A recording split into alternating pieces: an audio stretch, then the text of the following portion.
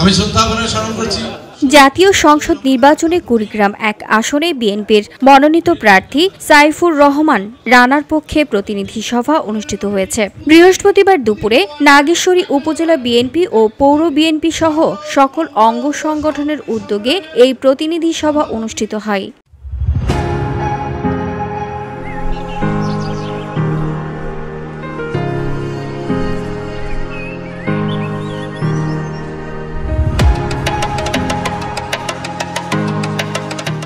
সভায় প্রধান অতিথি হিসেবে উপস্থিত থেকে সাইফুর রানা জানান, এবারের নির্বাচন অত্যন্ত তাৎপর্যপূর্ণ।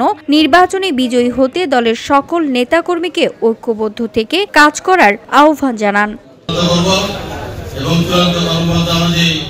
সামনের দিনগুলিতে আমরা এগিয়ে যাব এই প্রত্যাশা রাখছি এবং যারা উপস্থিত হয়েছেন প্রত্যেককে সুন্দরভাবে এই কথাগুলো আত্মস্থ করার জন্য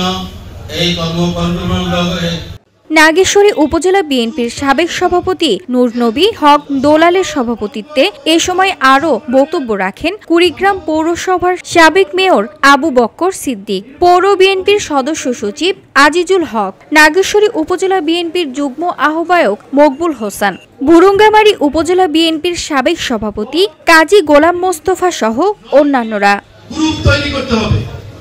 বিওডি বাংলা নিউজ ডেস্ক। শহীদ প্রেসিডেন্ট জিয়াউর রহমানের আত্মার প্রতি